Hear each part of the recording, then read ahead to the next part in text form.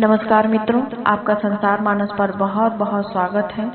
आज की वीडियो में हम पितृपक्ष की एक पौराणिक कथा को लेकर प्रस्तुत हैं।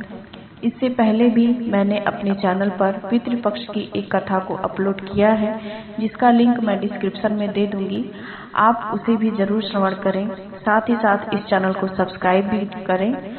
इस पौराणिक कथा को बहुत ज्यादा मान्यता प्राप्त है और ऐसा कहा जाता है कि जब सायंकाल में हम अपने पितरों को याद करके उनके नाम से भोजन को निकालते हैं, उनका जब ध्यान करते हैं, तो इस कथा को सुनने से उसका जो महत्व है वो बहुत ज्यादा बढ़ जाता है। तो चलिए शुरू करते हैं हम आज की कथा। महाभारत के युद्ध में जब कर्ण वीर गति को प्राप्त हो जाते हैं और स्वर्ग की तरफ प्रस्थान करते हैं, वहाँ वे कुछ दिन ठहरते हैं, लेकिन जब उनको भूख लगती है तब उनके सामने देवताओं के द्वारा स्वर्ण को परोस दिया जाता है। तब कर्ण कहते हैं कि हे इंद्र, मुझे इस समय स्वर्ण की आवश्यकता नहीं है, अपितु मुझे तो भूख लगी है, इसीलिए मुझे आहार की आवश्यकता है। इसके प्रत्युत्तर में इंद्र कहते हैं कि कर्ण, तुमने तो अपने सारे जीवन में सिर्फ और सिर्फ स्वर्ण का ही दान किया है, तो मैं तुम्हें आहार किस प्रकार दूं?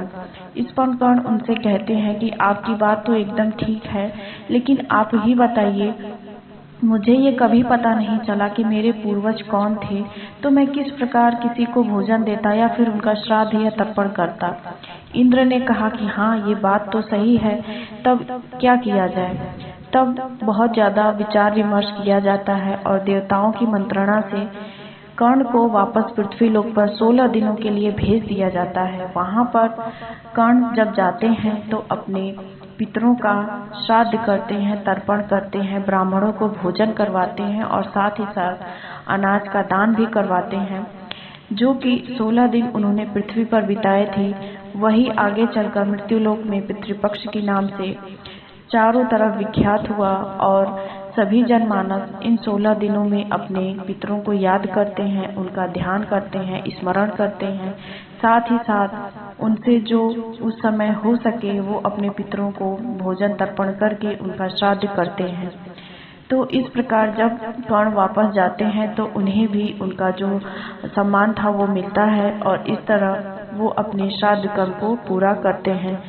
जिस प्रकार कर्ण के सभी पितर उनसे तृप्त हुए, उसी प्रकार हमारे भी पूर्वज, हमारे भी पितर हमसे तृप्त हों और हमें अपना आशीर्वाद प्रदान करें। इसी उम्मीद के साथ कि आपको ये कथा जरूर अच्छी लगी होगी। कृपया चैनल को सब्सक्राइब जरूर करें और बने रहें इस चैनल पर आगे आने वाली वीडियो को। अगर आपको कोई टॉपिक ऐसा है जिस पे आप चाहते हैं कि आपको एक कथा चाहिए, तो आप कृपया कमेंट